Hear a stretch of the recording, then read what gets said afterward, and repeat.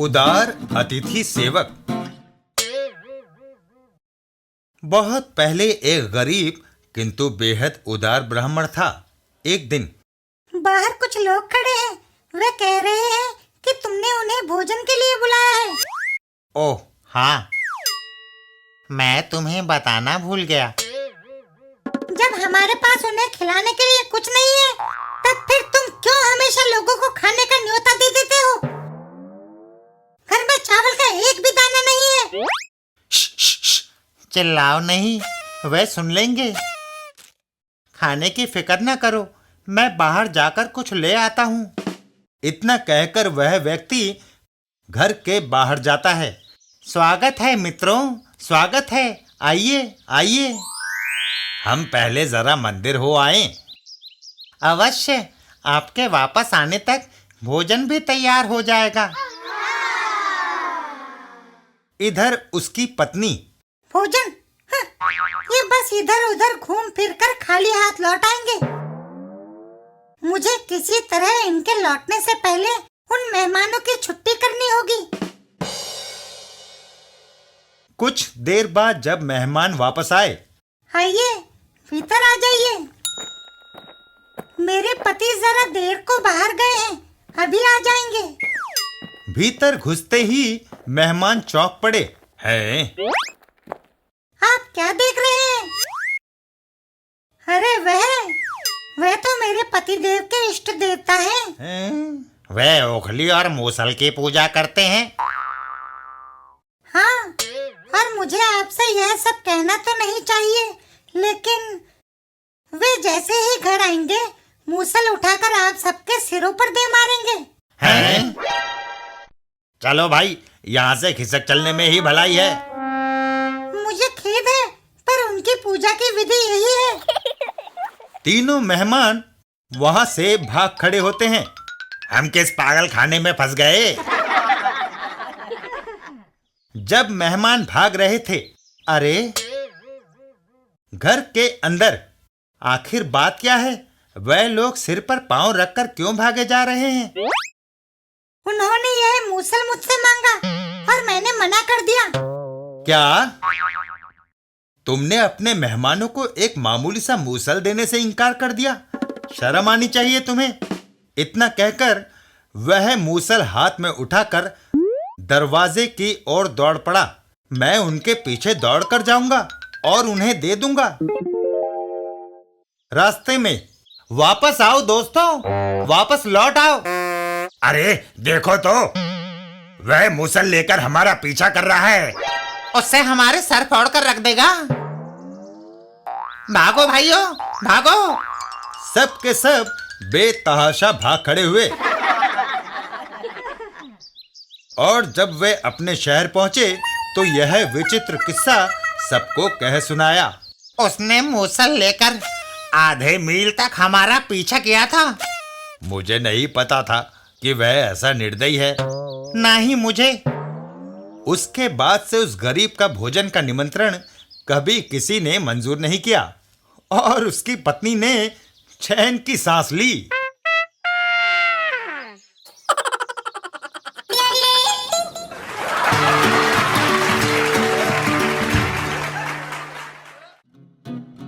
अनोखा सौदा। एक बार राज दरबार का विदूषक मार्टिन घोड़े पर बैठकर एक गांव के मेले में पहुंचा। वाह, क्या कड़ियल घोड़ा है! इसे मुझे बेचोगे? क्या मुझे नहीं बेचना? मैं तुम्हें इसके पूरे 20 पाउंड दूंगा। 20 पाउंड? हाँ, 20 पाउंड लेना हो तो लो, वरना चलते बनो। 100 पाउंड की कीमत के घोड़े की सिर्फ 20 पाउंड दाम लगा रहा है, बदमाश कहीं का। कुछ सोचकर वह उस आदमी से बोला, अरे तुम 20 पाउंड भी ना दो, मैं तुम्हें घोड़ा मुफ्त में देने को तैयार हूं। जाओ, क्यों मजाक करते हो? नहीं, मजाक नहीं है, तुम्हें सिर्फ मेरी बेल्ट की 3 बार मार खानी पड़ेगी। क्या बकवास है? सोच लो, बस 3 बार मार खाकर घोड़ा तुम्हारा हो जाएगा। लेना हो तो लो, वरना चलते बनो। चलो, ले लिया। कमाल है। मार्टिन ने अपनी बेल्ट खोली और एक,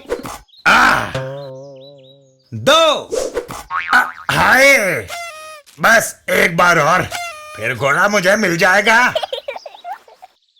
जब वह तीसरी बार पिटने को तैयार हुआ, मार्टिन बड़े इत्मीनान से अपने घोड़े पर सवार हो गया। हैं? तुम कहां चल दिए? घर। लेकिन हमारा सौदा अधूरा है। रहने दो, थोड़े दिन का इंतजार करो दोस्त। मैंने कहा था कि 3 बार बेल्ट की मार खाने के बाद घोड़ा तुम्हें मिल जाएगा। ठीक ठीक। लेकिन अभी तीसरी बार मार लगाने की मेरी तबीयत नहीं है। घबराओ नहीं, जब तबीयत करेगी मैं तुम्हें बता दूंगा। इतना कहकर मार्टिन घोड़े को एड़ लगाता है। अच्छा दोस्त, अलविदा, फिर मिलेंगे। है?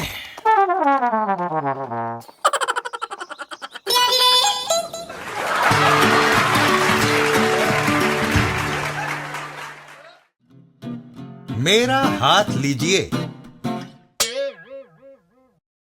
एक बहुत ही कंजूस राजा था। एक दिन जब वह बगीचे में घूम रहा था तो उसका पांव फिसल गया और वह ताल में गिर पड़ा। बचाओ बचाओ। अंगरक्षक राजा की सहायता को दौड़े। महाराज, मुझे अपना हाथ दीजिए। मुझे अपना हाथ दीजिए। अपना हाथ दीजिए। लेकिन राजा ने किसी को भी हाथ नहीं दिया। बचाओ बचाओ। सारे अंगरक्षक घबरा गए। अब क्या करें? तब राजा का मंत्री आगे आया। हमारे राजा ने कभी कुछ देना नहीं सीखा, उन्हें केवल लेना आता है। देखो, मंत्री ने अपना हाथ राजा की ओर बढ़ाया। महाराज, मेरा हाथ लीजिए। राजा ने तुरंत मंत्री का हाथ पकड़ लिया और बाहर निकल आया। कमाल है। ये कहानी देख के तो लगता है दोस्तों कि भगवान बचाए ऐसी जानलेवा कंजूसी से।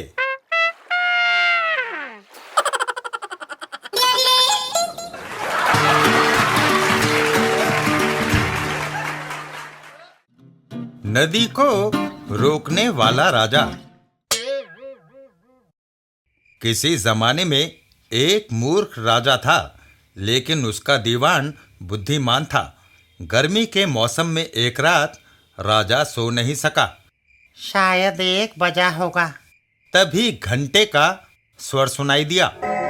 ठीक 1 का घंटा बजा। 1 घंटे बाद दूसरा घंटा बजा। 2 बज गए। और इस तरह राजा ने जब छठा घंटा सुना, वह उठकर बैठ गया। 6 बज गए। मुझे अब उठना चाहिए, लेकिन बहुत सुस्ती लग रही है। राजा तैयार होने लगा। क्यों ना गांवों की ओर जाकर ताजी हवा का आनंद लिया जाए। दीवान जी को तैयार होने को कहो, हम सैर करने जाएंगे। राजा अपने बुद्धिमान दीवान के साथ निकल पड़ा। घंटे भर बाद, महाराज, अब कैसा लग रहा है? पहले से बहुत अच्छा दीवान जी। मुझे प्यास लगी है, उस नदी के पास चलें?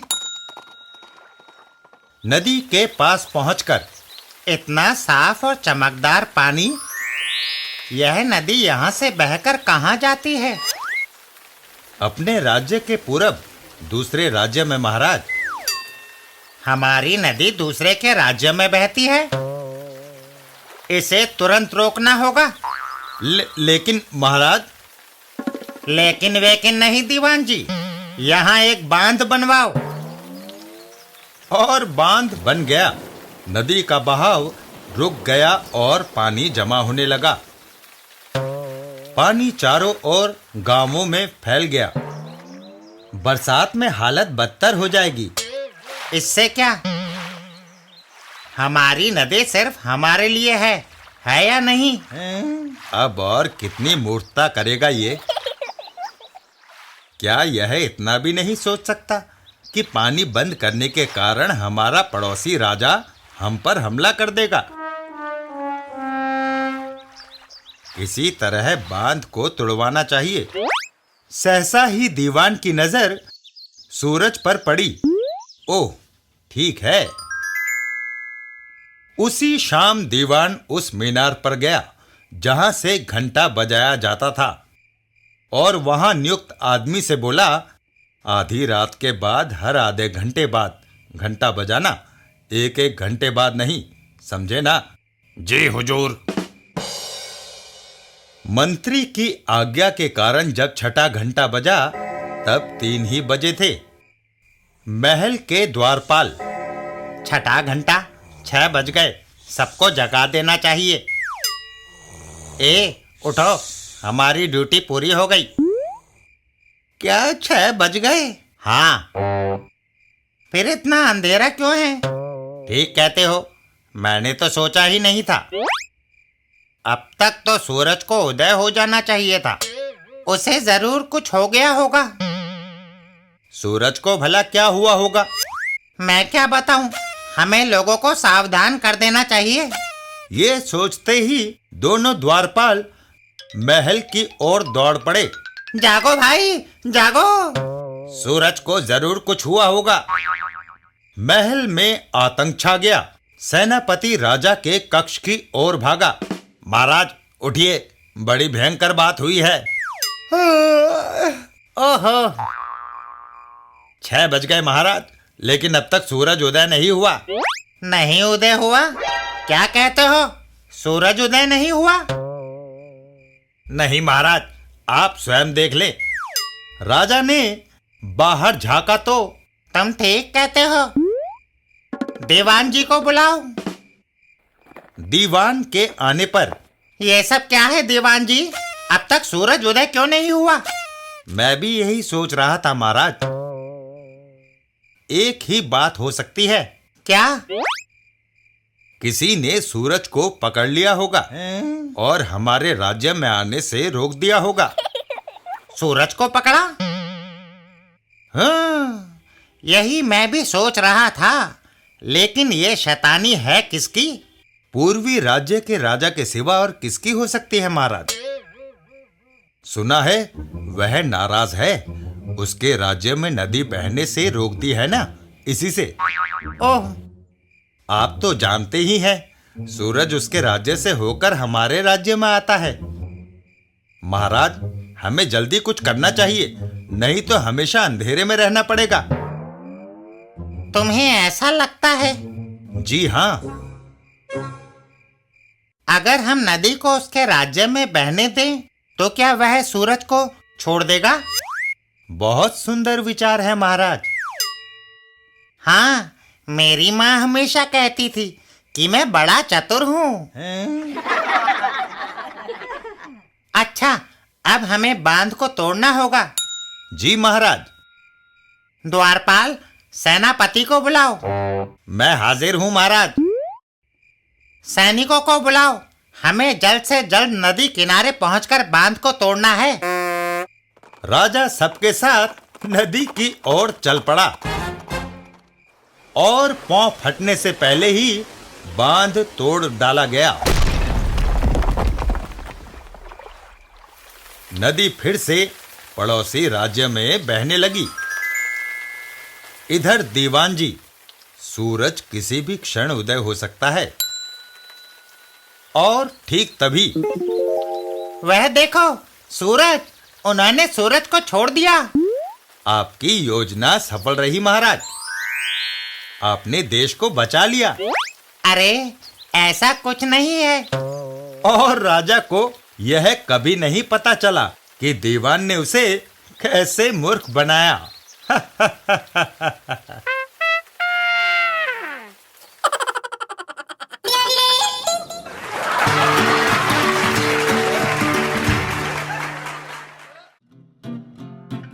साइकिल सवार। जाड़े की रात एक साइकिल सवार गांव की सड़क पर जा रहा था। ओह, गजब की ठंड है भाई, और इस कम्बख्त कोट में बटन ही नहीं है। यह सोचकर वह साइकिल को रोककर कोट को उल्टा पहन लेता है और फिर आगे चल देता है। अब ठीक है। तभी अचानक उसकी साइकिल एक गड्ढे में घुसती है और वह गिर पड़ता है। पास के घर में क्या हुआ, चलकर देखें। वह दंपत्ति दौड़कर उस साइकिल सवार के पास पहुंचते हैं। हाय हाय।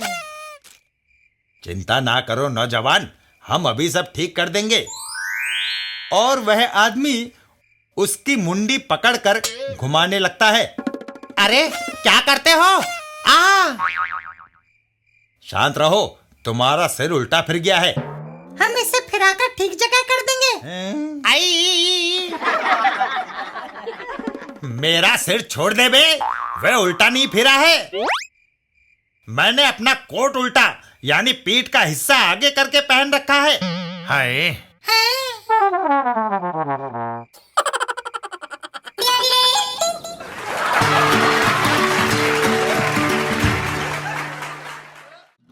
धोबी और उसका गधा। एक दिन एक आदमी एक पंडित से बातें कर रहा था। कृपा करके मेरे बेटे को अपना शिष्य बना ले। वह 20 बरस का होने को आया, लेकिन एकदम गधा है। ऐसी बात है? ठीक है, तुम उस गधे को यहाँ भेज दो, मैं उसे आदमी बना दूंगा। बाहर से गुजरता एक धोबी ये बात सुन लेता है और चौंक जाता है। आए, वह गधे को आदमी बना सकते हैं? वह तुरंत पंडित जी के घर की ओर दौड़ लगाता है। पंडित जी!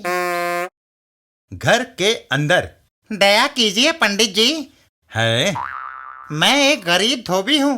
मेरे पास कई गधे हैं, लेकिन बेटा नहीं है।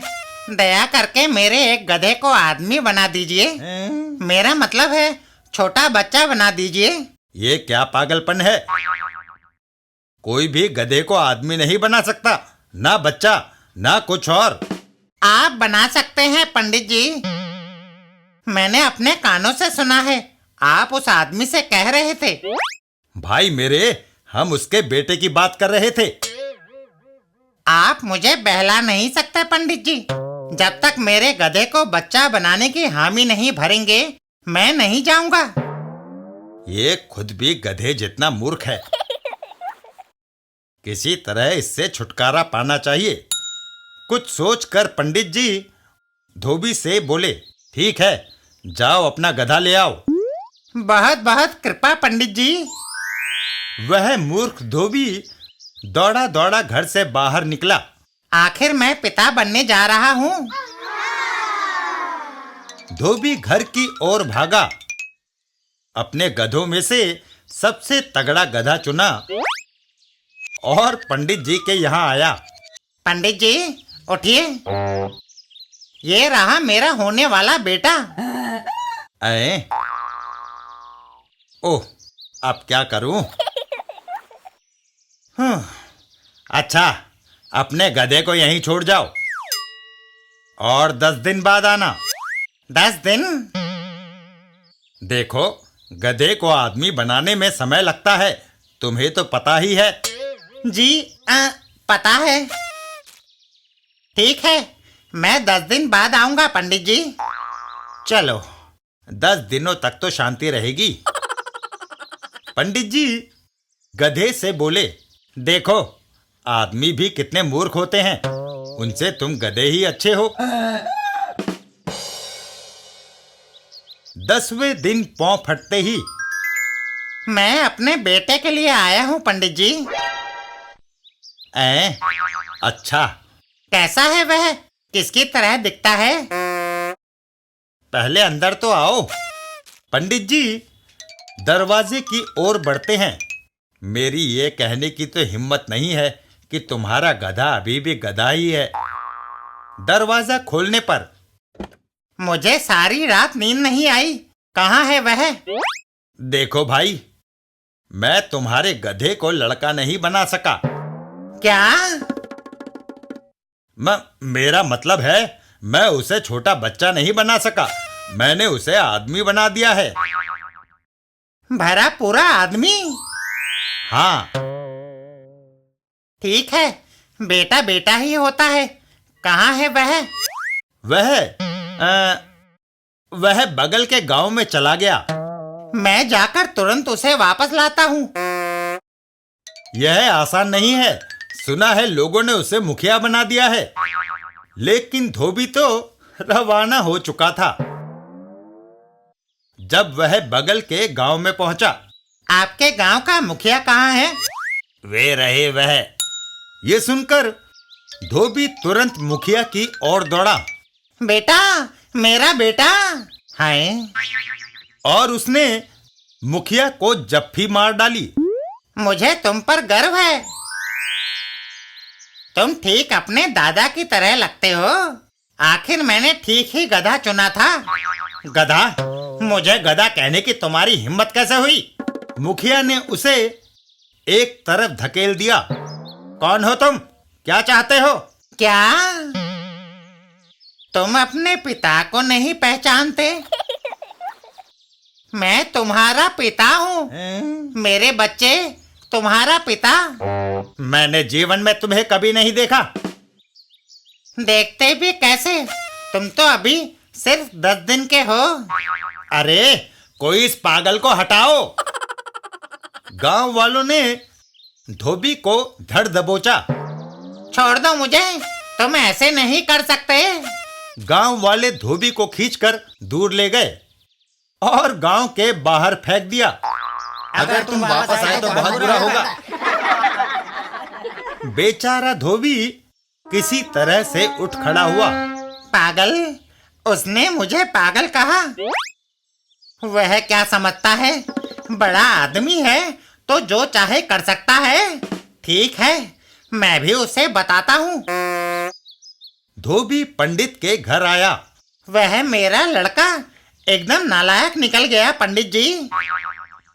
उसने मुझे पहचाना तक नहीं। ऐसा लड़का होने से तो निसंतान रहना अच्छा। मैं चाहता हूँ उसे फिर से गधा बना दीजिए। अपनी योजना को सफल होते देख पंडित जी के चेहरे पर मुस्कुराहट फैल गई। ओह, बला टली। ठीक है, तुम यहीं ठहरो। आदमी को गधा बनाने में मुझे अधिक समय नहीं लगता। गधे को जहां छुपा रखा था पंडित ने, वह वहां गया और उसे लेकर वापस आया। लो, संभालो। अब कभी गधे को आदमी बनाने की कोशिश मत करना। बेचारा मूर्ख धोबी अपने गधे से लिपट पड़ा। कभी नहीं, मुझे सीख मिल चुकी है पंडित जी। और धोबी अपने गधे को लेकर वहां से चल दिया।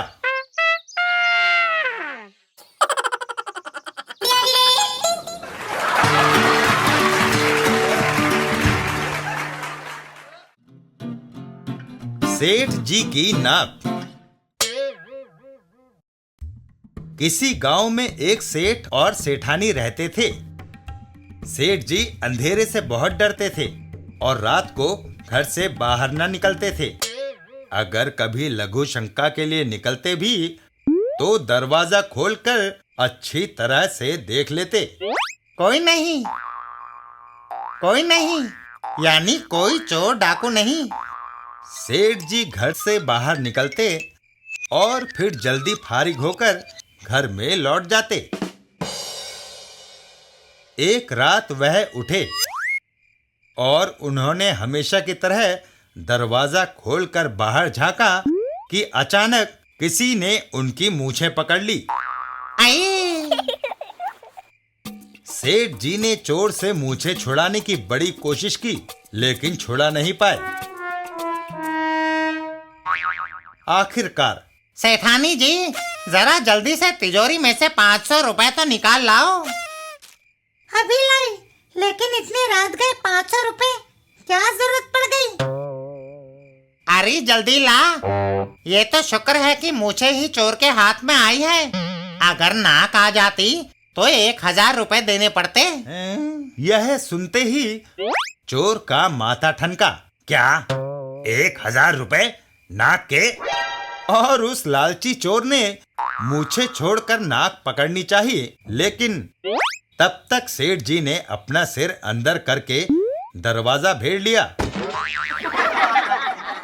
और बेचारे चोर को खाली हाथ ही वापस लौटना पड़ा।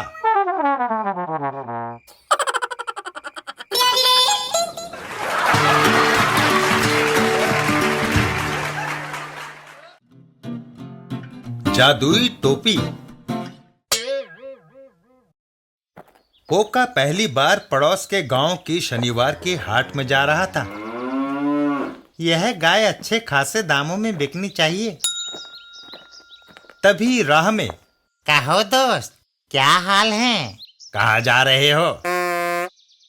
जी मैं हाट जा रहा हूँ अपनी गाय बेचने। क्या कहा? गाय? अरे भैया, तुम्हारी इस मरियल सी बकरी को कौन खरीदेगा? यह आपको बकरी नजर आती है? कमाल है। बिल्कुल, वरना और क्या है ये? इसके तुम्हें ज्यादा दाम नहीं मिलने वाले। पोका बहस न करके आगे बढ़ गया। बेचारा, मीलों पैदल चलने के बाद भी बस 5 या 6 रुपए उसके हाथ लगेंगे। यह सुनकर पोका ठिठक कर रुक गया।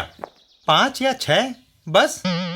यूं भी हमें एक बकरी चाहिए, 10 रुपए में यही ना खरीद लें? सुझाव अच्छा है। ए सुनो, तुम अपनी बकरी हमें ही बेच दो ना। 10 रुपए में खरीद लेंगे। सिर्फ 10 रुपए? अच्छा चलो, 20 ले लो। उससे ज्यादा एक पैसा भी नहीं। पर चलो मान जाओ, समय बर्बाद ना करो। जब 5 रुपए से ज्यादा में इसकी बकरी कोई नहीं खरीदेगा तब पछताएगा। इतना कहकर वह ठग आगे चल दिए। पोका, रुकिए रुकिए, मैं इसे आपको बेचने के लिए तैयार हूँ। लड़का समझदार है। और उन दोनों ने पोका से गाय खरीद ली। ये लो 20 रुपए। अब मजे से घर लौट जाओ। पोका, घर कौन लौटने वाला है? हाट जाकर थोड़ी बहुत मौज मस्ती करूंगा। पोका हाट में खूब घूमा फिरा। तभी अचानक, अरे ये दोनों तो वही हैं, पर ये मेरी गाय का क्या कर रहे हैं? इस गाय के 150 रुपए तक दे सकता हूँ। नहीं, 200 रुपए से एक पैसा कम नहीं। हे भगवान, ये उसे बेच रहे हैं। चलो 200 ही सही। यह लो। चालबाज, मुझे ठग लिया। अगर इन्हें मजा न चखाया तो मेरा नाम भी पोका नहीं। और जब पोका ने अकल के घोड़े दौड़ाए, आहा, आ गई एक तरकीब। लाला जी, यह लीजिए 10 रुपए, मगर मेरी जरा सी मदद कर सकेंगे? जरूर बेटे, जरूर। कहो मुझे क्या करना होगा? कुछ देर के बाद मैं अपने 2 दोस्तों के साथ यहाँ खाना खाने आऊंगा। जब हम खाना खा चुकेंगे तो हलवाई मदद करने को राजी हो गया।